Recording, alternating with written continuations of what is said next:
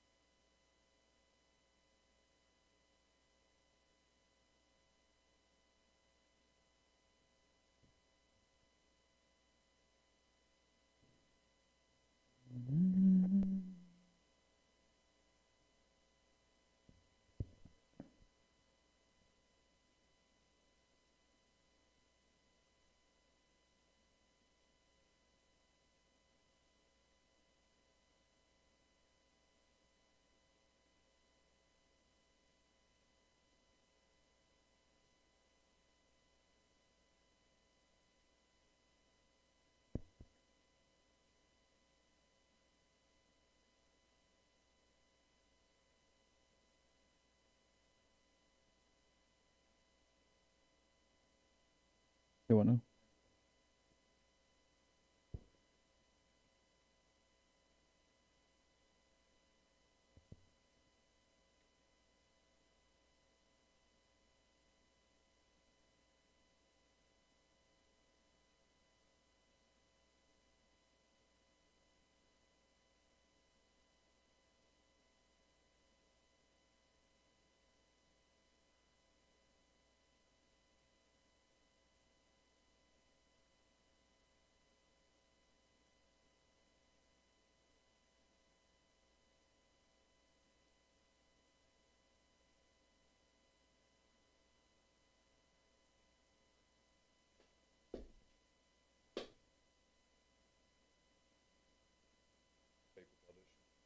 Uh,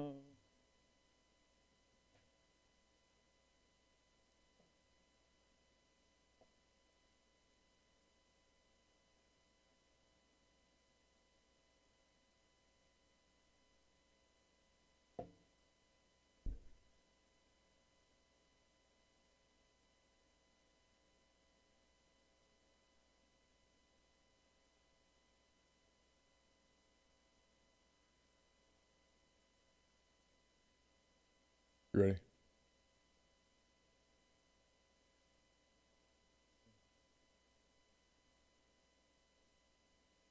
Welcome into this Monday edition of the Oxford Exxon Podcast. Chase Parham, Neal, McCready, Clark Ford Studio this afternoon, just after 1 o'clock. As we hit the record button, we will discuss a couple of Lane Kiffin's comments. He was not happy today on the Monday press conference regarding the kickoff return that was touchback instead of a fumble and a touchdown for the Rebels on Saturday. Look ahead to Vanderbilt a little bit, talk some Auburn and more on the show. The show is brought to you every single day by the Oxford Exxon Highway 6 West in Oxford Speed Pass Plus app. Download it, use it, very efficient way to get on with your day, courtesy of the Oxford Exxon and all Blue Sky locations in Mississippi. Also, you can get a lunch special, $5.69, 2 sides bread, 32-ounce drink there at the Oxford Exxon. So take advantage of that every single weekday. And again, coming to you from the Clark Ford studio. We are Clark Ford's in Amory, Mississippi, 662-257-1900. Call the number. Ask for Corey Clark and tell Corey what Ford product you're looking for. He'll send you a quote within 15 minutes in business hours, right down to the bottom line. No hassle, no haggle. You get your quote, and the rest is up to you. You can shop that quote around, or you can do what I've done, what I recommend you do. Let's hop into a Clark Ford today. 662-257-1900 is the number. 662-257-1900. Guest will join us this week on the Rafters Music and Food Hotline. Rafters Music and Food on the Square in Oxford. Be a great place to watch Game 6 of the World Series tomorrow. There's Monday Night Football tonight. Bears, Rams, wrapping up another week in the NFL. And then if there is a Game 7, it's Wednesday night. And then on to football again on Thursday. Another weekend of football. Ole Miss at Vanderbilt. 3 o'clock in Nashville on Saturday. It'll be on the SEC Network, but you could watch it at Rafters. Great drink specials, great food as well. All of that at Rafters, Music and Food on the Square in Oxford and in New Albany. So I guess we'll start with the obvious. Let's see. Lane Kiffin today during his media gathering on Zoom, sometime around 12:30. He talked about COVID. He talked about officiating for the most part. Obviously, Ole Miss and Vanderbilt, 3 o'clock on Saturday, and I guess I'll just open it up. He said he just got off the phone with the SEC regarding the kickoff return, the call there from Saturday against the Tigers, and really beyond everything else, for a league, and I guess every league does it, Neal. So I mean, it's really not just the SEC. But this whole, hey, we're going to have a conversation and then shut up about the result, I just don't understand purposes. I don't understand why that ends the case. It creates an unnecessary level within a conference and all the fan bases that is frankly stupid and makes no sense to me whatsoever. What do you mean? Allow him to give the explanation publicly. Allow you to talk about the officials. I mean, why is everything so clandestine with officials? Why do they get this extra layer of... I don't know. Whatever that I told you I can't stand the official stuff. It drives me crazy because it ends up becoming the whole week. Like my mailbag questions, I'm not complaining, but like I think I've 15 of them out so far, and like 7 of them are officiating questions. It's just I don't know the answers to those questions. I mean, you know what I mean? I mean, every league does it. Hey, if you mention the officials, you're fine. We can't talk about penalties. We can't talk about plays. Like, I just don't. I mean, they're humans. Why are we not treating them like every other human? I think because what I said on Saturday is right. I think they screwed it up and they covered it up. And it's like anything in politics. The cover-up is always worse than the screw-up. You'd be so much better off when we missed it. We blew it. Yeah. Made a mistake. You know how Kenny Yeboah dropped the ball? How Keydron Smith drops an interception? How you had double coverage on Seth Williams on a back shoulder fade and you didn't cover it because you don't have anybody who can? Well, we missed a call. But instead, I think they missed the call. I think a referee blew a whistle when he wasn't supposed to blow a line judge or side judge, whichever one it is. Whichever one's the one on the way back at the goal line. When he came running across the field doing this with his arm, touchback. If you watch the replay, when he's blowing the whistle, nobody's on the ball. And it's like, son of a bitch, same team, twice in 3 weeks. What do we do?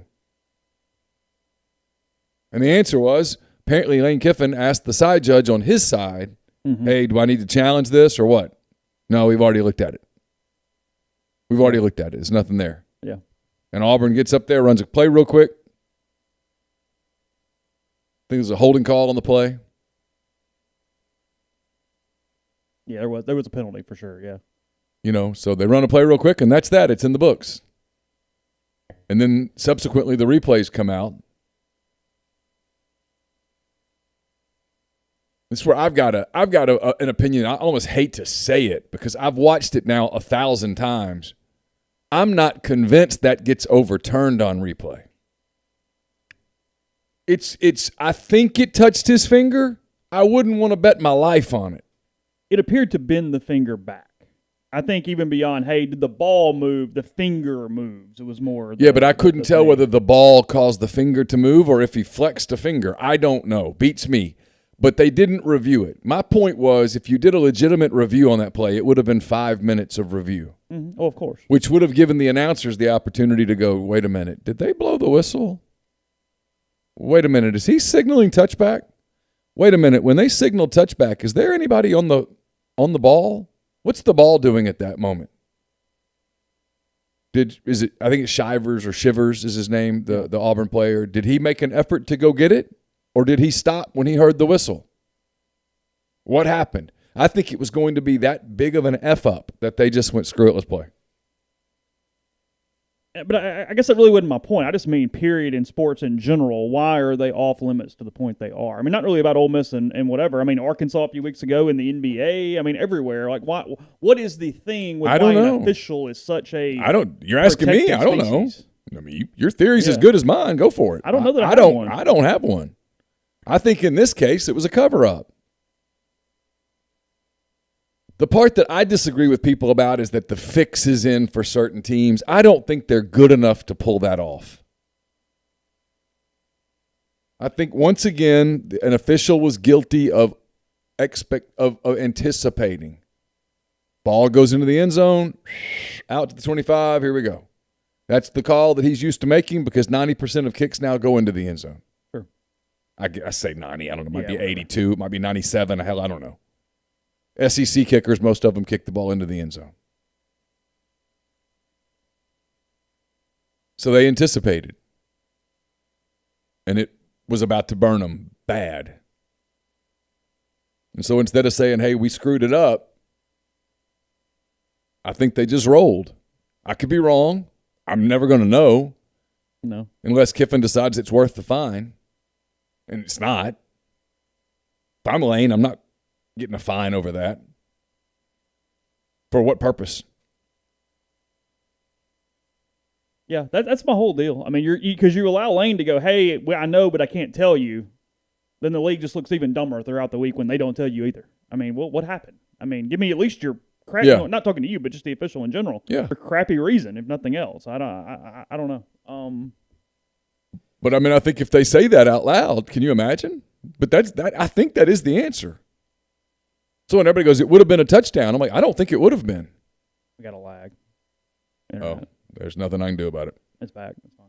I just saw it on the corner of my eye. And we're on the right one. Yeah, so, okay. We just went away for a second and came back. Yeah, I mean, look, they have to be more talented and whatever to go, hey, we're going to find a game. We're going to find a time in the game to do it every time against this team or for this team. I mean, that's a hard sell. I think the player influenced I think Shivers or whatever influenced the ref. I think he did a pretty good acting job and basically talked the referee into a call. No, you're missing what I'm saying. I still think you're not understanding what I'm saying. No, I understand what you're saying. The line judge came across the field. I don't think the ref that was looking at Shivers ever blew his whistle. He didn't. My point being, I believe that you could have if you don't have something else there, you still could have rewarded the ball to Ole Miss on a clear recovery. Even after the whistle blows? Yeah, that's the whole rule. I mean, that's what we talked about with Arkansas last week. The whistle was blown. Yet Arkansas should have still gotten recovery because they potentially had a clear recovery. Yeah, the whistle does not kill it per rule as long as there is a clear recovery. Your only argument against that would be that Shivers stopped moving and couldn't recover it only because the whistle blew. That would be the only way. Otherwise, the whistle actually wouldn't change the play if you wanted to review it and reverse it there.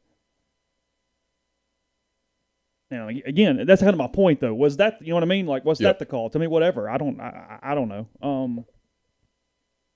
Them being so incompetent late game key situations is what's fueling it. Because frankly, all three of Auburn's wins have been official aided to this point. I don't have some. What was their third one? I know Arkansas and Ole Miss. Kentucky. Remember the touchdown? Oh, yeah. It was a 14-point swing down there that probably should not have been the way it was called. And again, they were better than Kentucky. They won 29-13, but or whatever it was. But it was a 14-point swing at that point of the game. Yeah, I don't know. I mean, I don't have a book sitting out on what teams have benefited from what calls over the years. I mean, I have no clue. I mean, I've covered a lot of this. I mean, every fan base thinks that they're getting picked on by the officials. which is usually a sign that the officials are just not good.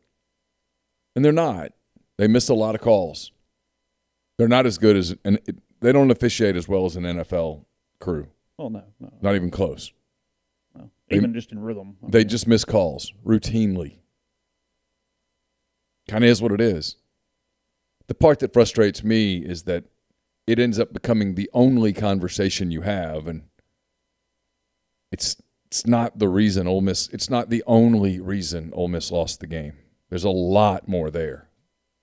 And so – but it becomes this infuriating deal with people that – and I get it. I get why fans are frustrated. I understand it. But when you say, well, that's we would have won the game if – I don't know that.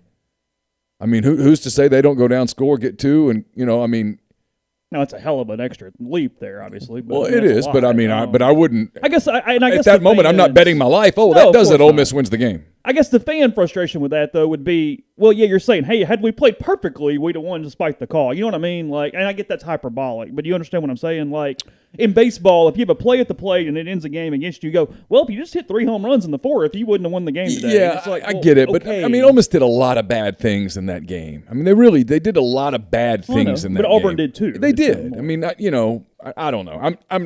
I'm just pissing people off at this point because I refuse to play into the league plays favorites on the field.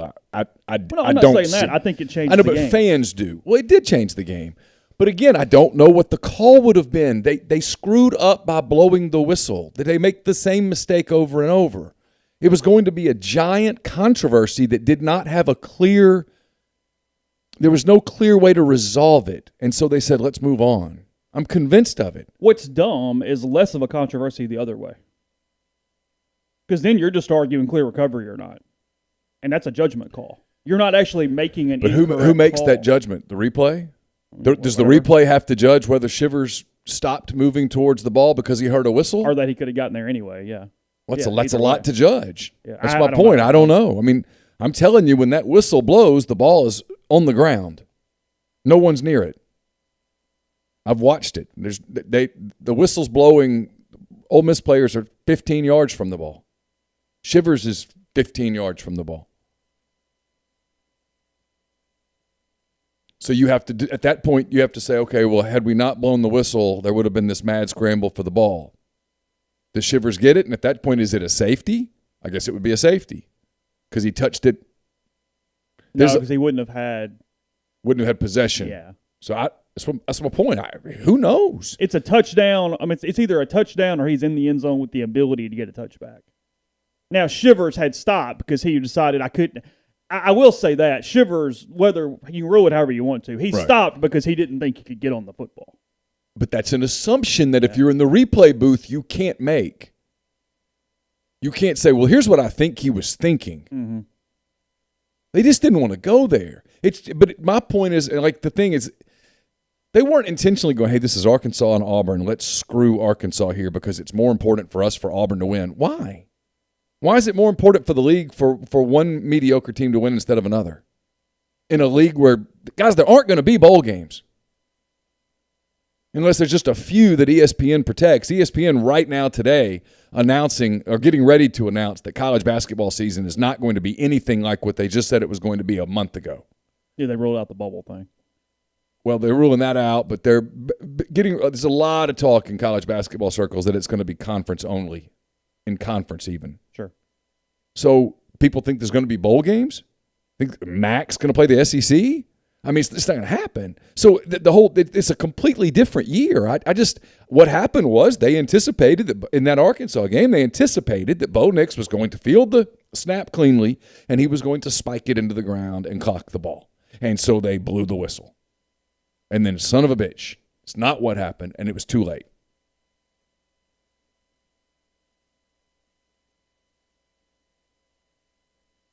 Catching up in the stream a little bit. What else stuck out today?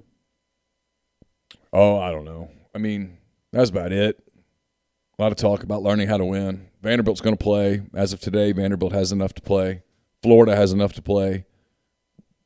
Looks like the full slate of games is going to get played as of today. Mm-hmm. I think the college football world is beginning to realize that these rapid tests are so flawed. Yeah, we don't know about the Wisconsin kid yet, do we? No, not that I've seen. Yeah. Lane very frustrated today because he had 2 guys out on Saturday. Said 13 days post contact, no symptoms and no positive tests to that point. Well, it's an utterly stupid. It's an utterly stupid legislation that we have going on from the state. I guess is mandating this. State, yeah. So if you're around somebody, you're deemed to be a close contact of somebody who gets this dreaded virus, and you're a 21-year-old person who's not even going to get sick and doesn't get sick and doesn't test positive and has no symptoms, but you have to quarantine for 14 freaking days anyway. Yeah, like I said, you can only test out if the positive test out. Whereas if you have the positive test, you can test out. So you're better off just lying and going, yep, positive.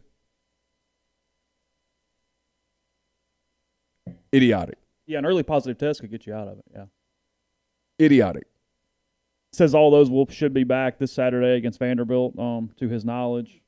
Yeah, he talked about, obviously, Tyler Knight and Miles Battle being in the game late when they had only just moved from offense. Yeah, and he was literally yelling out on the field, hey, here's what to do on this play. Mm-hmm. And he was quick to point out it's not the kids' fault. They were doing the best they could, but it's not ideal. It's one of the things I wrote about in 10 Weekend Thoughts. I feel like I have to remind people sometimes NCAA sanctions are designed to hurt, and they did. They hurt them on defensive recruiting. They just don't have a lot of talent over there. So Vanderbilt has played A&M, LSU, and somebody else at this point? Carolina. Yeah. They had a pulse in the opener and then haven't since. They've lost 17-12, 41-7, 41-7. Oh, it was back-to-back, same score? Yeah, same score. And they haven't played since October 10th at this point. So that's correct. So they will be 3 weeks without a game. There was a lot of emphasis in the thing today about who that helps. It doesn't really help anybody. It's just 3 weeks off. Okay, sure. I can't criticize because I didn't ask a question today because my head was crashing at the time. I just didn't know that I could get a sentence out cleanly, so I didn't. But man, sometimes I wonder if some of those questions is anybody writing that? Are they using that for something? I guess. Yeah. Podcast brought to you in part by Community Mortgage, Oxford, Memphis, Settle County, and Chattanooga. Underwriting and processing is done in Memphis. You're getting local underwriting and understand your market, a leader in condo financing, the float down option, and more. You can find Jason at 662-234-2704 or JLOWE at communitymtg.com. We're also brought to you by Heritage Properties, home to 3 communities in Oxford, Faulkner Flats, Cambridge Station, Lexington Point. All 3 are multi-family housing. They all offer on-site management and maintenance. They're pet-friendly. They offer short-term leases as well. Located on Old Taylor Road, Faulkner Flats is. They offer 1, 2, and 3-bedroom apartment homes, private patios or balconies, a premier 24/7 gym and tanning facility, a resort-style pool, a car wash station, and much more. You don't want to miss out on their special rates. 3 bedrooms now leasing for the price of a 2-bedroom. So contact live@faulknerflats.com or call 662-234-4558. We're also brought to you by The Rogue. It's your destination for fine men's clothing. They're stylish, hand-select pieces from top designers. They work to help you from work to lifestyle to nightlife. There's a perfect something for everyone. They've got all the best items from Peter Millar, Martin Dingman, Jack Victor, Halsey True Grit, and more. Check them out at 4450 I-55 North in Jackson or at therogue.com. Also brought to you by Meadowbrook Wealth Advisors of Raymond James, a team in Jackson providing planning and investment guidance to clients across the state and surrounding areas. Financial advisors Bill Geary, Logan Phillips, Chris Carrero, and Ryan Geary are partners with a commitment to personalized service. Call them at 601-368-2215 and see if they might be a good fit for your financial goals. Raymond James and Associates Incorporated, member New York Stock Exchange, SIPC. And we're brought to you by the law firm of Bain, Moss, and Bowen, located in historic downtown Corinth. Their firm practices a wider range of law, from DUI defense to car wrecks to representing government entities. Bain, Moss, and Bowen's the only firm in Mississippi made up of a sitting state legislator, a former assistant district attorney, and a former circuit court judge. Their experience is unmatched in that regard. You can tap into it by visiting them at 618 East Waldron Street in Corinth, or by calling them at 662-287-1620. So look at lines for the week. Not a lot of SEC games this week, I don't believe. Well, 6, right? 6? 5, Yep, 6 games. Like 6 games. So a few off teams. Let's see. Pulling them up now. We'll look at the NFL a little more tomorrow. Let's see. Did you watch any NFL yesterday? I watched a little of Steelers Titans. I watched a couple minutes of Saints Panthers. Carson and I watched a couple minutes of Bucks Raiders. And that's about it. I didn't watch much. I watched less this week than I've watched any week all year. Yeah, I caught a little Saints Panthers, and that was frankly about it. I didn't watch all of that. Turned the World Series on for a minute, but never really watched it last night. I meant to watch it and just didn't do it. I mean, 2 really well played games in a row. I mean, it's been fairly entertaining for people that have logged in and checked it out, but that has not been me for the most part. I still can't even decide who I want to win. Like, I'm still kind of like whatever on Dodgers or Rays. I've caught myself cheering for Tampa, so I guess I'm for Tampa, but yeah. I can't say that. Like I said, they're a little more palatable for some reason just because they're fun, and for baseball people, the way they built their franchise. I actually know Dodgers fans, so that's my dilemma. Do I rather be happy for people that I know versus just the team that's a little more fun to watch, and if they win, it's a little less likely.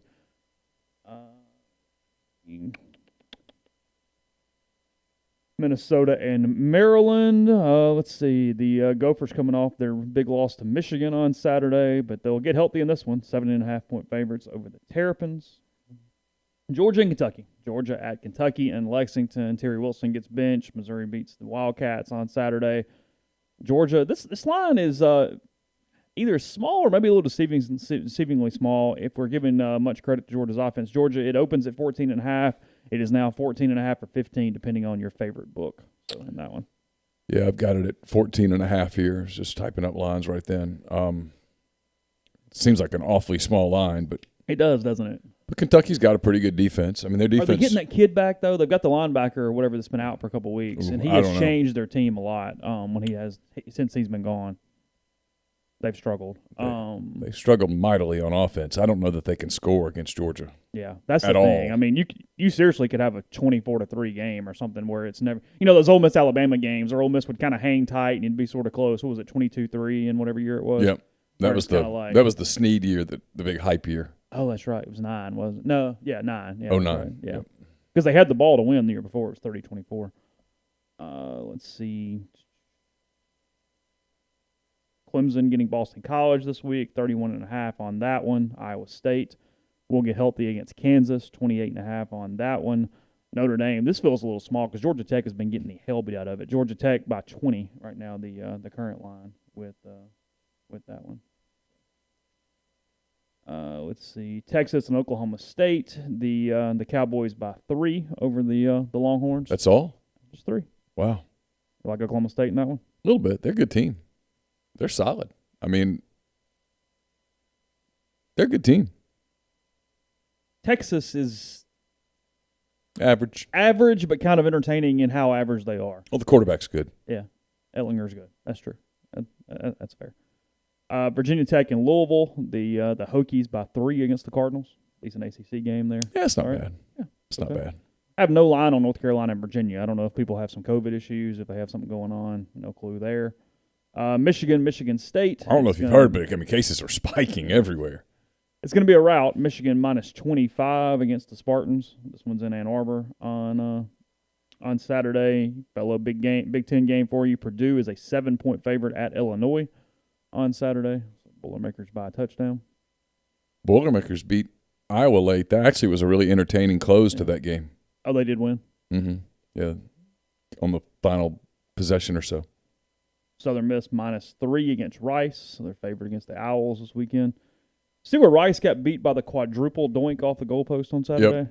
Yep. I mean, just not your day. The football gods said, you know what? Not only are you going to lose, we're going to torture you in the process. It's just not going to be the way it should go. Hit the crossbar or whatever in the uprights 4 times. Total. Yeah, you see the Rice, maybe long snapper, whatever, like watching it, and you can see his head doing this back and forth. He just falls to his knees when it was over. I was like, yeah, okay, that sucks. Yeah, that kind of sucks. Like, whatever.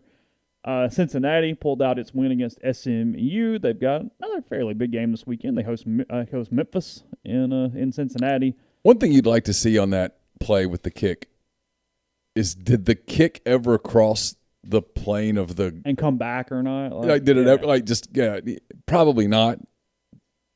Because once it did, you would think momentum would then push that way. Well, yeah. I haven't seen a side angle. We just got the from behind. I haven't seen what it does pinballing. Yeah, as it goes across the weird the deal. Memphis is favored. Is a 7-point underdog to Cincinnati and the Bearcats on Saturday. Tulane is a 5-point favorite over Temple this weekend. That is in New Orleans. UCF -3 at Houston on Saturday. If you're interested in that. Coastal Carolina's kind of a fun, good team for a group of 5. They are favored by 3.5 at Georgia State. They're apparently legitimately decent. Yeah, they play Hugh here in a few weeks. Let's see. LSU Auburn. LSU opened as a 3-point favorite, and it remains a 3-point favorite in this Tigers versus Tigers. Oh, it's 3 now? It's 3. It was 2 this morning. Okay, yep. 3 on the dot right now. LSU looked good. Little thing. The quarterback was good. They really ran the football. They looked really athletic Saturday night. They looked like LSU. South Carolina had no answer whatsoever in any way. And I think South Carolina is a decidedly average team. Yeah. I don't think they're good. I don't think they're bad. I just think they are what they are. Brennan will be back for LSU this week. He better hurry back. Going to get Wally pipped otherwise. That Finley kid can play now. Yeah. That cat's good. Now, from what I've seen, LSU's a lot more athletic than Auburn. Yeah, I think that's fair. I mean, now their secondary is a little shaky. It is. So Nix has a chance. Yeah, but Bo Nix is going to have to go win a game, not manage a game. He's going to have to go win a game. Yeah, because Auburn doesn't feel like it has the tools to really do that and expose that secondary. Well, I mean, Williams is a bad boy, and the other kid's pretty good too. But Nix is going to have to play his best game because they got athletes now. Mm-hmm. So you're thinking LSU early. I can tell. Yeah, a little bit. They kind of looked like LSU Saturday night. And the other thing, and just doing some transitive property, as much as we want to make fun of Missouri, they're not shitty. No, they're okay. They're all right. I said this on G-Pitch yesterday, and I got a couple of angry people at me, but if Missouri played Ole Miss today, I'd bet on Missouri. Yeah, they've been better than I thought they would be for the most part. The freshman quarterback's all right. Yeah. Running back's pretty good, and they're okay on defense. They're all right. Got a few players. Play pretty sound. They're okay. Not great. They're okay up front on both sides. They're okay at the line of scrimmage. Not great. But they don't have this glare. Like when you watch Ole Miss, you're like, oh, my God, why are there no defensive linemen? Mm-hmm. With Missouri, you don't do that. They got a player or two that can make a play or two. They're kind of Carolina-ish on defense. They're just very average. They're whatever. Yeah. Yeah. Did you put Carolina or Missouri higher this week? I can't remember. Missouri is ahead of Carolina. Okay. Carolina's just there. Yeah. They're just kind of there. Yeah. Big Ten game that'll really get your juices flowing. Northwestern at Iowa this weekend. It's actually a good game. Yeah. Iowa -2.5 in this one. That will be in Iowa City. An entertaining game. See what the matchup calculator has. The matchup calculator says probably Iowa by about 3 or 4. By 7, 25-18 in that one. Yeah. I'm gonna scroll back up. Let's do LSU and Auburn real quick. It is predicting a 43-28 LSU win. So that's a lot of points. Not feeling good about the Auburn Tigers. There is the Odd Shark matchup calculator so far, going all the way back up. I just want to check it on Georgia and Kentucky real quick. Obviously, it's going to pick Georgia to win by how much? Probably like 27-6 or something. Okay, this thing's broken. I'm no longer doing it. 28-27. No way. I swear, looking at it. What's this? So on Saturday when that game's close, you'll go, I'll be down. Well, if it's 28-27, I'll say, son of a. Yeah. I don't think Kentucky can score on them. They didn't take the line down for Wisconsin and Nebraska. I would have expected a pull with that quarterback being up in the air as far as a betting line. Wisconsin opened at -10. It's now -7.5. So it's come down a little, but it's still on the board there between the Badgers and the Huskers. Going to be a lot of red and white on the field. It is a lot of red and white. Yeah. Odd Shark has Wisconsin winning 37-21 in that one. Yeah. So covering the line. Ole Miss at Vanderbilt opened at 17. It is now sitting at 18 across the board all the way. About right. Yeah, I had it at that 18 this morning. Yeah, that was about where I thought. It has a 20-point Ole Miss win is what they're predicting. They are predicting 35-15. Rebels over Commodores in this one. Are we trusting Ole Miss's defense to hold somebody to 15 points? That's a task. Now, Vanderbilt is awful. They are. I mean awful. It says Ole Miss will win, cover, and it will go under. If you'd like to money line this one, you're not going to make much cash. To bet on Ole Miss, you got to bet $1,050 to win 100. Oh, that'd be stupid. Yeah, I mean, I can find better ways to do that. That's just outrageous. Yeah. And then if you'd like to bet on Vanderbilt, they're not even giving you great odds here. You can bet 100 to win 675 on Vanderbilt. So they're basically saying stay away. Just don't do this. Yeah. We're not going to give you good enough on Vanderbilt to make you be stupid, and we're definitely not going to let you bet Ole Miss and make money here against Vanderbilt. So we really need Ole Miss to win this game going into the open date. We still from a just a sanity standpoint. Well, we had 2 wins on hand-raised guys since we started the show. Yeah. New Mexico State and Kentucky. I'm not sure there's a more depressing sentence I could utter today. Let's see. Boise State and Air Force. The Broncos favored by 14 against the Falcons. Let's see. That's in Colorado. Mississippi State, Alabama this weekend. Alabama without Jalen Waddle for the season. Mississippi State returning to action, and this line opened at 32, and it's sitting at 31 right now. Yeah, I had it at 32. That's a lot of laying points. 30? That's a lot of points. That's a lot of points. State's okay on defense. I'm not sure they can score. Does Waddle change how you see Alabama in the national picture? Sure, takes away a huge weapon. You like Clemson better? Hell, I might like Ohio State better. Okay. Yeah, we haven't seen enough. I won't see them again, but sure. I think that's fair. What's the computer do on that game? On State and Alabama, it has the Bulldogs losing 52-18. Ooh. So it has a 34 points. I'll tell you what now, Alabama scores 52 on that defense, and we can start measuring Alabama's fingers for rings. Over-under for this one is 64.5. They expect Alabama to get most of that itself, and they really do not want you betting on Alabama. It has a minus 8,000 line on this one, so you got to bet 100. You can bet 8,000 to win 100 if you would like to on Saturday. If you'd like, Mama, what's this mean about betting line? Yeah. Where do I find $8,000 so I can win 100, Mama? If you'd like to bet on the Bulldogs, you can bet 100 and win 33.75 on Saturday. Mama, Coach Saban said Jalen shouldn't have run the ball out. That's why he broke his ankle. He did, didn't he? That's what he said, Mama. So, if he just trusts Coach Saban the way we all trust Coach Saban, he'd still be out there. He wouldn't hurt his ankle. They're good. Their team's really good. They're very good. That's Mac Jones's numbers. He won't win the Heisman, but if you did it today, he should. He won't, but he should. His numbers are better than Lawrence's. Lawrence is going to win, isn't he? Yeah. It's kind of preordained right now. And he's played better teams. Yeah. Jones has. Yeah. Your ULM group is a 31-point underdog to App State on Saturday. Yeah, we're just it's getting away from you a little bit. Virtual learning has been hard. Yeah, it's getting away from them. It's time to fire the coach. Arkansas A&M is just in College Station this year, right? Not in Dallas. Yeah, it's in College Station. Okay, so Arkansas at A&M is this week. This one opened at 11.5, and it's now sitting at 10.5 in this one. Yeah, it started at 12.5 yesterday. Oh, did it? So okay. Money coming in on the Hogs. Okay.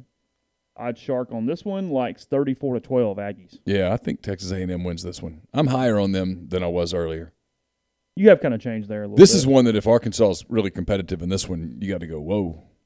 You are at least better, yeah. You're significantly better. Missouri and Florida is this week, so where Florida's wearing the blue helmets. I saw that. I actually like the helmet. Yeah, it was fun. Wasn't bad. Playing the Tigers, Florida. I think this line's too big. Florida opened at 11.5. It's now at 13. I know, and I think this line's too big. You like the Tigers? Well, if you're giving me 2 touchdowns, I think sure. I do, yeah. Odd Shark in this one, predicting a Florida rout. They're predicting 37-15 Gators in this one. If you'd like to bet on Missouri, you can get it bet 100 to win 400, If you like to bet on Florida, it is 5-1. You'd need to bet 500 to win 100 on Florida. So, little money line there, and then I think this will be close. Ohio State on the road at Penn State on Saturday night in this one. Penn State coming off a controversial loss. Do you think you got in? I couldn't tell. Yeah. I'd hate to be the guy that has to make that call. Whatever's on the field's the call there. There's definitely nothing to overrule that son of a gun. That was the call on the field, right? That he scored? Yeah. I think he scored, but it was close. Yeah. Well, you don't have an angle because there's so much stuff, and there's no way. Ohio State opened at 5.5 in this one, but it has moved to 13. And actually, I bet that's a summer line. I bet I don't have a week line, but it's sitting at 13 right now in this one. So Ohio State's good on offense, loaded, weapons everywhere. What Georgia would do to have Justin Fields at quarterback right now is. I mean, I know obviously everybody knows it. They would win the championship. Yeah, obviously everybody knows it, but the story of what that did to their program by picking the wrong quarterback. Yeah, they would win a championship this year.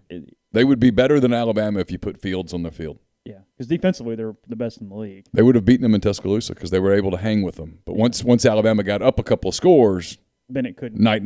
Yeah. They couldn't take it. Oh, you're right. That is the lines for the week. We'll continue to talk about that as we move toward Saturday. The podcast brought to you in part by Tyson Drugs and G&M Pharmacy, 662-236-2222.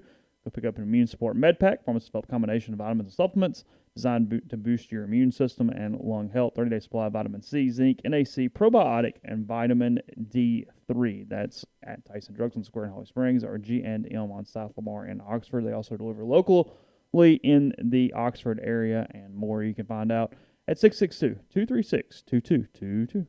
We're also brought to you by Oxford University Bank, OUB, locally owned and operated right here in Oxford. When you deposit money at OUB, that money and the vast majority of the bank's profits go right back into the Oxford community.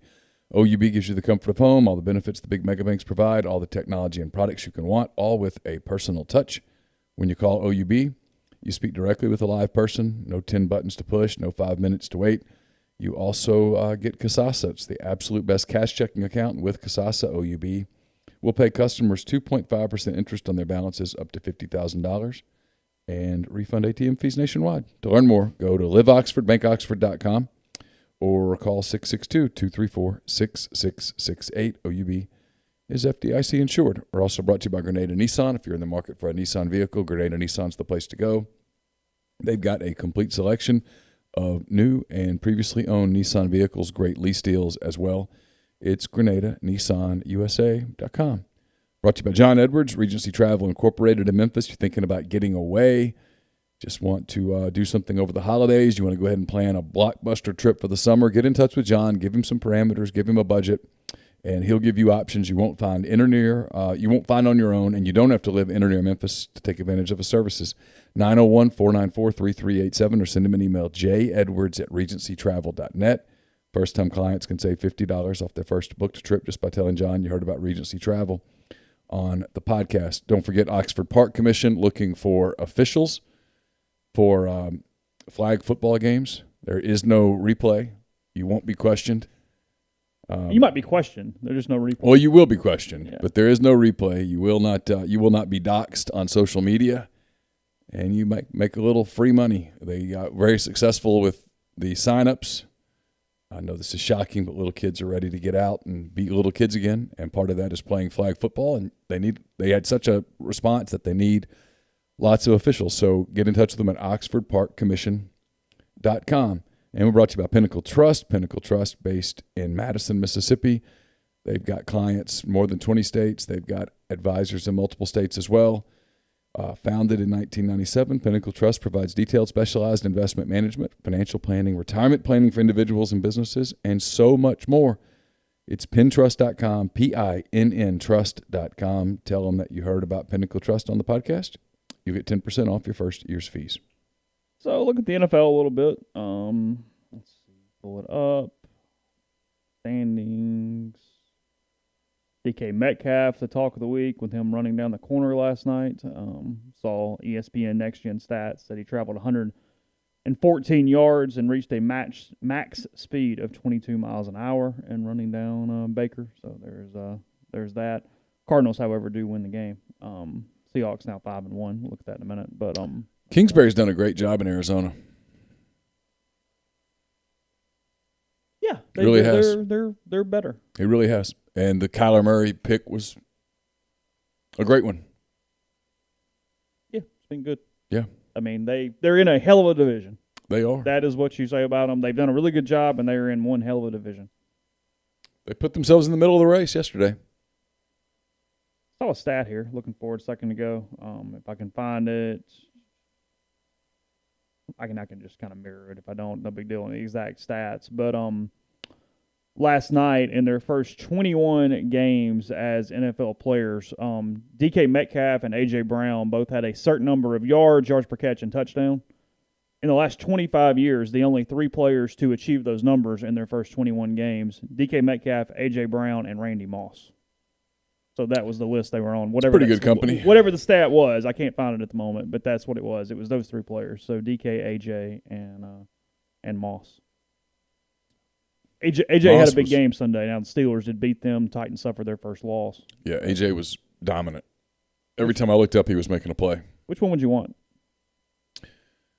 Oh, I mean, it depends on scheme and system, obviously. yeah, probably DK, but it'd be really close. And if you told me I couldn't have him, I could have AJ instead. I'd say, okay, we'll make. Probably do. not losing tons of sleep, but we'll make do. It would depend on my quarterback too. Now, if I've got a big arm quarterback like Wilson, let's go down the field. And yeah. throw it. If I've got somebody like Tannehill, I'd probably want somebody who's a little more versatile like AJ. It is a lot of like air yards versus opposite. You know what I mean? Like, Yeah. hey, are we throwing the ball in the air, or are we just trying to get it to you, then let you do something with it? What's the deal here? Because the Titans and Seahawks, they're schematically are a lot different. Because the Saints would kill for A.J. Brown right now. Yeah. Like to help Breeze. DK would get wasted in New Orleans. Yeah, just can't get the ball down the field enough. I don't mean drunk wasted. I mean he wouldn't be utilized properly. Yeah, won't be as efficient as humanly possible there. Looking at standings a little bit, the Bills look like crap yesterday, but they do beat the Jets. They are 5-2. They are in first place in the AFC East. The Dolphins at 3-3. The Patriots struggling. They're in life after Brady. They're at 2-4, and then the New York Jets at 0-7. So, definitely a new division winner, and looks like the Bills there in the East as the Patriots run has ended. Looks like it. Yeah, it's hard to see them really making much of a comeback either. I mean, Cam's been all right, but it does not look the same. Jets are bad. Oh, they're awful. I mean, the Jets are really bad. The Dolphins are just okay. So, yeah, the Bills are going to win the division. I mean, I know it hasn't looked like the first 4 weeks, but Allen's still playing pretty well. Steelers, the only undefeated team left in the NFL. They are 6-0, 1 game ahead of the Baltimore Ravens. Man, their first half in Nashville was a thing of beauty. Mm-hmm. Ravens at 5-1, Browns at 5-2, and still in a weird spot right now. And then the Bengals at 1-5. So you've got. Did you see the line for Burrow yesterday? I saw he threw for 400, right? Yeah. I mean, they're asking him as a rookie. Carry that. Here, go throw 45 times. I mean, he's good too. He's legitimately going to be. They're a team where they have to feel good about where they sit. Yeah. They're gonna be bad enough again, so you're gonna get some help, but you probably got your quarterback. I mean, there's probably some truth there. Burrow's good. I mean, you're asking a lot, and he's answered the bell time after time. Mm-hmm. Titans at 5-1, they're still winning the division. The Colts at 4-2, that we never really talk about. Colts sitting there at a 4-2 that doesn't get mentioned a whole lot. They're not in the national conversation. And then 2 teams that are dreadful in the AFC South, the Houston Texans and the Jacksonville Jaguars at 1-6 on the season. So a lot of competition there for the first pick still, as a lot of teams are really, really, really sucking. Out in the AFC West, the Kansas City Chiefs are very good at 6-1. The Las Vegas Raiders are at 3-3 now. The Chargers at 2-4 with Justin Herbert at quarterback, and the Broncos at 2-4 as well. So there is your. So what do you AFC. make of? You'll get to it in a minute, but the Raiders lost to the Bucs yesterday. The Bucs looking pretty good week after week right now. They're fine. What do you make of them? I don't think they're a Super Bowl team, but I think they are the biggest competition to the Saints in the NFC South. So who right now is a Super Bowl caliber team in the NFC? Seattle, In the NFC? Yeah, NFC. Okay, and we'll run through as we do it. In the NFC East, you've got the Eagles. I mean, this is a mess. Eagles winning the division at 2-4-1. Washington at 2-5. Cowboys at 2-5. And New York Giants at 1-6. So they're 1-6 and one game out of the lead. That is correct. Yes, they are exactly one game out in the with a 143 winning percentage. They're a game back. And if he doesn't a fall game down, and a half. Sorry, if Jones 2-4-1. doesn't fall down, they win. And Evan Ingram drops a ball. Ingram's dropping a lot of balls. Evan's having a tough year. Yeah. Giants 1.5 back at 1-6. So still right there in front of them, really. It's got to go on a run, and who knows what could happen. I mean, look, Eli won that thing as the 6th seed twice, I think. I know. I mean, look, shit happens. No, not that. That much isn't happening. So no team in that division's capable. No, none. In the NFC North, however, there at least one. Neal might argue there's two. Big game tonight on Monday Night Football. The Chicago Bears and the Los Angeles Rams is tonight. The Bears at 5-1, the Pack at 5-1, the Lions at 3-3, and the Vikings at 1-5. That is your NFC North. I mean, I joke about it. I think the Packers are a Super Bowl caliber team. I don't think the Bears likely are. They could change my mind today. Big game for them tonight. I mean, if they go to L.A. and win tonight, yeah. At some point you have to go, hey, manage the ball on offense, dominate on defense. That's worked out before. Because to be a team that's been in the conversation for the last couple of years, kind of like, unlike the Colts and the AFC, who we're not talking about, the Rams are a pretty good football team. Yeah, the Rams are good. They're legitimate. The Bears defensively are legitimate. Yeah, I mean, they'll really get after you. Yeah. NFC South right now, the Tampa Bay Bucks are in first place. They are 5-2. They haven't had their bye yet. They are a half game ahead of the New Orleans Saints at 4-2. Saints beat the Panthers yesterday, who are now at 3-4, and then the Falcons finding new ways to win. They are at 1-6. I believe I saw yesterday they have lost 3 or 4 games this season. When at one point in the second half they had a 98% win percentage via the analytics. Yesterday, all it has to happen is Todd Gurley has to fall down at the 1-yard line, and then they have to kick an extra point. Well, the old extra point to a 17-yard field goal to win the game. Instead, Gurley stumbles and accidentally falls into the end zone. They have to kick it back. They go down and score, and they lose. So that is how the Falcons lost yesterday to the Lions. I mean, it's because they started tackling Gurley, and they realized what happened, and then he's like, oh, crap, they're not tackling me, and then he falls. And it's really funny. It's the first time you've ever seen, or not the first time, but the defender is signaling touchdown. Yeah, they're going, no, he scored. He's in. Yeah, he broke the plane. And sure enough, looking right at it.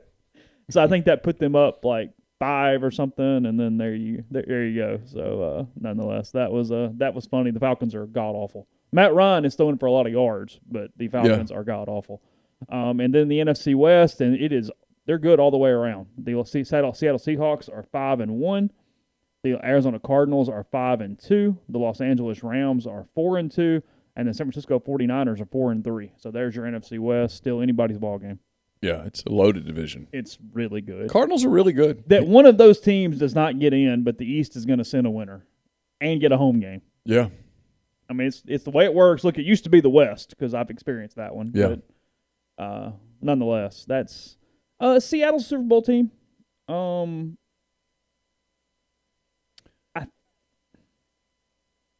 I don't think Arizona is yet, even though they're 5-2. I'm not ready to go there. I'd say they're not quite there. Yeah, I'm not ready to go there. The Rams are on a cusp, but I don't know. I haven't made my mind up on them yet. I need to see Goff continue to do this consistently. The 49ers have obviously been in position recently. Got off to a little bit of a slow start, but they've won 2 in a row now. So we'll see. Yeah, there's still half a season left in that deal. Is Tampa Bay a Super Bowl team?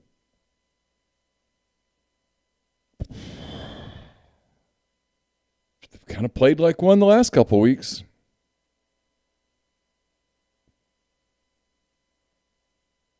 I mean, to be honest, they're fast becoming an interesting story. Brady's playing really well right now. I mean, people were writing him off a few weeks ago, and he's laughing at that. He's playing and is pushing the ball down the field. He's playing pretty well right now. Yeah, he really is. I mean, he's legitimately pushing the ball down the field and being very Roethlisberger's playing really well right now. a Pittsburgh Kansas City AFC title game would be pretty fun to watch.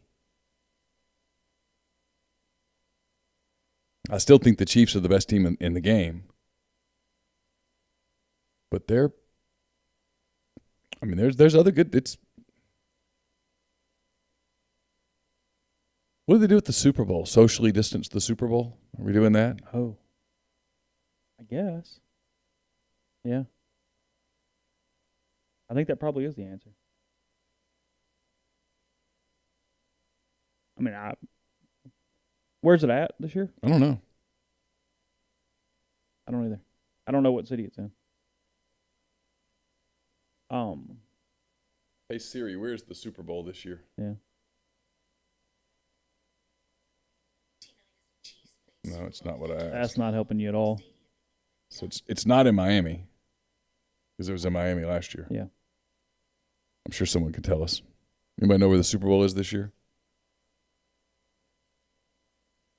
It sucked to be the city that has the Super Bowl this year. This is not the year you would want it, is it? No, you'd want to pass and go, let somebody It's in Tampa. Tampa. Oh. Well, that almost counts them out because it never happens. Yeah, no. As a team that has had the chance to do that, that is not a thing. It's at the new stadium in Inglewood the year after. So, Rams Stadium. Yeah. Think they'll allow fans in the stadium by then? In most states, I would assume, but California, who knows? Man, I'm not betting on it. AFC, who you got? Bills Super Bowl team? Probably not. I tell you what, though, if you're somebody else, you don't want them to get home field. Yeah, because it could now, be. Now, that could get a little dangerous. Could get for you. weird. I mean, obviously, Kansas City would play well in weather and different things, but, well, Pittsburgh would too. Frankly, that AFC's got some physical teams that would go into a lot of places as well. Nobody else in the East. Steelers are absolutely a Super Bowl team. No doubt about it. The Ravens are a Super Bowl team. The Browns are not. I think the Ravens are. I like both Pittsburgh and Kansas City more than I like Baltimore. Baltimore right now. feels like the step cousin a little bit right now. Like just that one tick off for some reason. I don't know. Frankly, kind of remind you of the old school Bengals with Dalton. That just every year they're in it, but you kind of go, there's just something. Yeah, I'd love to see him. I'd love to see Lamar Jackson win it. Yeah. To shut people up. Because you hate when that playoff thing kicks in. Maybe it's the one reason, you're going back to something you asked about earlier, about if the Dodgers win it, I'll be legitimately happy for Clayton Kershaw. Oh, there's no doubt about that, yeah. Because people will stop that crap with him. Titans Super Bowl team? Yeah. Oh, yeah, no doubt about it. I don't like the Colts. I think it's only the Titans out of that division. The one thing I'll say about the Colts is that defense is really good. I mean, could shut down anybody good. Mm-hmm. You would not want to play them in a playoff game because it could get into a fourth quarter where it's getting tight. Only the Chiefs, the Raiders aren't there, so just the Chiefs in the West. And then quickly I'll do this for the heck of it, even though we're only 6-7 weeks into the season. Should the playoffs start today, it would be the Pittsburgh Steelers and the Chiefs getting the byes, and it would be the Titans versus the Browns and the Bills versus the Ravens in the wild card weekend. I'd watch both of those games. The Colts currently one spot out of the playoffs. Okay. And then in the NFC, as of right now, and this is a crazy one here, Saints actually missing the playoffs as of right now. Yeah, it would be the Bears with the number 1 seed. It would be the Seahawks with the number 2 seed. Ooh. And then your first-round matchups would be the Tampa Bay Buccaneers hosting the Arizona Cardinals. Ooh, that'd be a good game. And the Philadelphia Eagles hosting the Green Bay Packers. That would not be a good game. Go Pack, go in that one. Rams, Saints, 49ers all currently missing the playoffs. Wow. Yeah. Got a little while to go. Got a minute. Yeah, got a minute. It's not a little early to look at all the projections. I don't think the Bears are going to be the 1 seed. No. Now, if they win tonight, you're at least having the conversation. You start going, hey, because everything else is kind of there. You're 1 game away from the halfway point. Yeah, okay. Sure, of course. Yeah. Let you know. Podcast brought to you in part by Visit Oxford, visitoxfordms.com. Halloween week is upon us. They're doing the Hocus Pocus Halloween hunt all over town from October 21st to 31st. Cannot speak today. The Spooky Sculpture Trail, 6 to 8 at the Powerhouse from the 25th to the 31st. You got Halloween Town off to the drive-in around Oxford High School on the 26th. Oxford 27th, the Pumpkin Carving Demo with Sweet Tea's Jeff Taylor, 6 p.m. at the Powerhouse.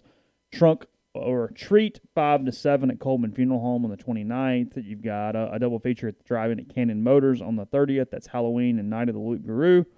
And a lot of other stuff as well we'll bring to you as the week goes on, but that's the early part of the week leading into Halloween. Visit oxfordms.com/events to find out all of these things and more, including where to eat, what to do, where to stay, and more. Again, visit oxfordms.com. We are also brought to you by Comer Heating and Air. With fall upon us, now is a great time to start preparing for colder weather. No one wants to come home and find out that their heating system isn't working. So our friends at Comer Heating and Air have you covered. Comer Heating and Air is the name you can trust. They bring more than 50 years of professional HVAC experience to Oxford, Tupelo, and the surrounding area. Comer Heating and Air is offering a special fall preventative maintenance agreement to make sure your heating system is running in tip-top shape. Make sure to call Comer and give them a call, 662-801-1777. for all of your heating and cooling needs. That's Comer Heating and Air, 662-801-1777. Also brought to you by Dead Soxy. It's DEADSOXY.com, deadsoxy.com. Enter the promo code Rebel Grove at checkout to get 30% off your order.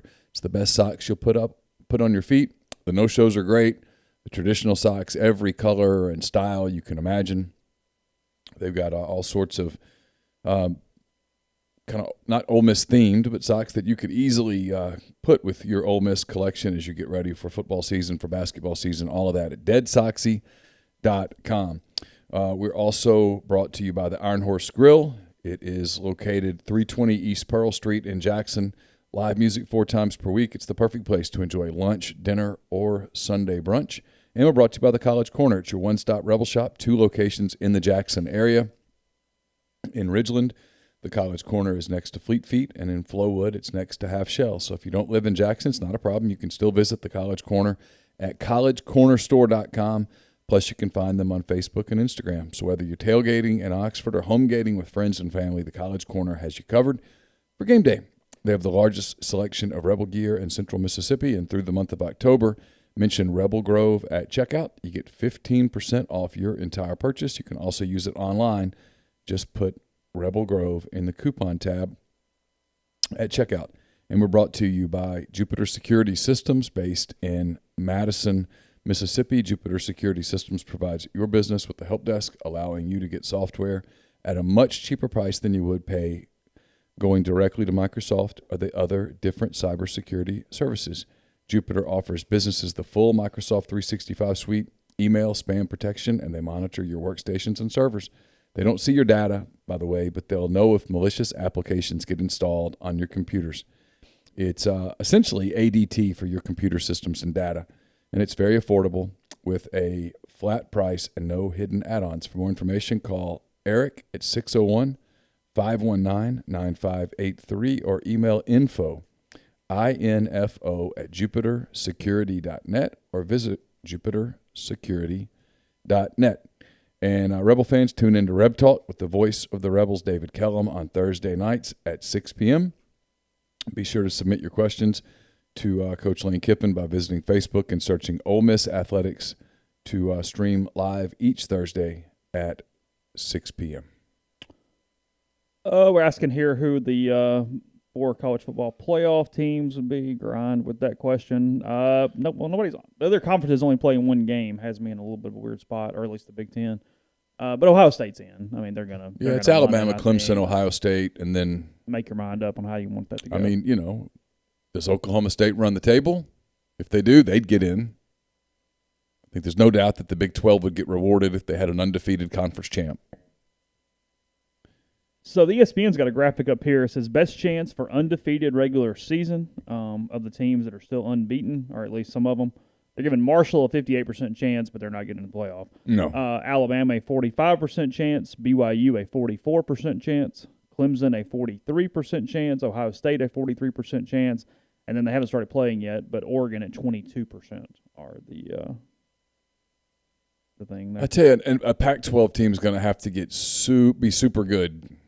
You have to really turn heads. Like really turn heads. Otherwise, I think there's going to be some feelings that stop that from happening. Reading here says Clemson's toughest test remaining, obviously a November 7th date at Notre Dame. Notre Dame's good. I don't think they're going to be Clemson, but they are good. They're good. They'd have to have the right day. They have Alabama's toughest test remaining, November 14th at LSU, and if that's the case, then give Alabama their toughest test is Georgia again when they play in Atlanta. That is Alabama's next toughest test. Ohio State in the regular season at least, Penn State is their hardest game. They say they have that this Saturday. Ohio State's going to beat Penn State. Wisconsin is interesting.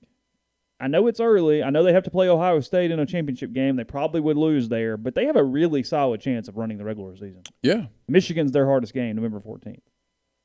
Yeah, and look, if they run the table and obviously beat Ohio State, they're in. They're in. They also would get in over a Georgia team that lost to Bama twice. Yeah, They only lost once. Georgia's not getting in with 2 losses. Yeah, they got to win. Yeah, the only way the 2 SEC teams get in They split. is either they split or Somebody like A&M runs the table impressively. Yeah.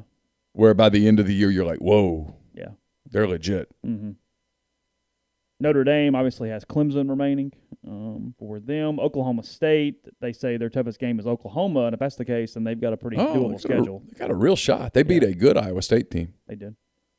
Michigan obviously is undefeated after one game, but they play Ohio State on December the 12th.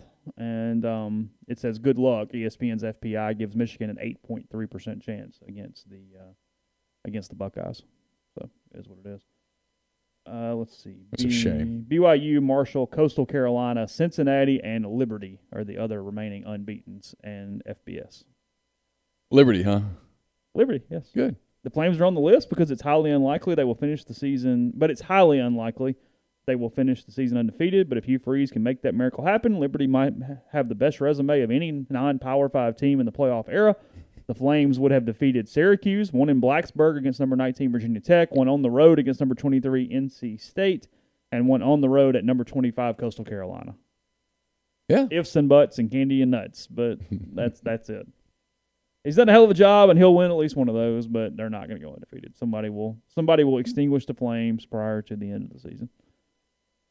Whatever. And then he'll be the coach at North Carolina State or somewhere next year. Let's see. LSU, Miles Brennan practices, but still uncertain for Auburn, so he is back at practice for the Tigers if they face Auburn this weekend. Missouri kicked off a wide receiver following arrest. I have no idea if he played or not. Just kind of looking at the. He didn't play. He had opted out earlier. Why's the Dow crashing today? Did something happen? I don't know. Oh, it is down, isn't it? Yeah, it's like 790 points down. I don't know. Not sure. That's what I get for turning the television on. Yeah, normally I don't have it on. Today I've had it on just because I've had it on mute. Yeah. Every time I look up, the Dow's worse. And I'm like, what? That's not good. Down looking. Yeah, down 2.8%. Beckham out for the year with a torn ACL. Yeah, I saw that. It's had a rough week for OBJ. It's had a rough week. NCAA stuff. Yeah, hasn't been the best set of circumstances for him. Cam Newton admitting the starting job could be in jeopardy after another loss there in New England. Jarrett Stidham is the backup for the Patriots, right? Yeah, I think that's right. Yeah. Coach Bill Belichick said he took Newton out of the game with the Patriots trailing by 27 to give second-year quarterback Jarrett Stidham more experience. Belichick also said he's, quote, absolutely sticking with Newton as his starter. Quote, for any type of competitor, do you feel embarrassed? Yeah, Newton said during a radio interview, I don't feel offended by what was done. I don't feel offended having this type of conversation. I am a realist. So there is Cam. I like Cam. Yeah, fine. It's a great quote. It's a good quote. Yeah. Good. So, all right. We will be back with you as the week moves on in anticipation or whatever you want to call it, preparation for Ole Miss and Vanderbilt, 3 o'clock Saturday from Nashville. Just hoping the game actually happens, and it sounds like it's in pretty good shape to do so. I think so. Yeah. If it were definitely going to be canceled, they would have done it already. Yeah. So they're allowing everybody to kind of get back at this point. Vandy's already moved one game. Yeah. Florida's already moved one game. They need to play. And, well, the league lets it be known. If you can play. You know, you might ought to play. Yeah. So. All right, Ole Miss Vandy at 3 o'clock, and we'll talk to you again soon. Take care.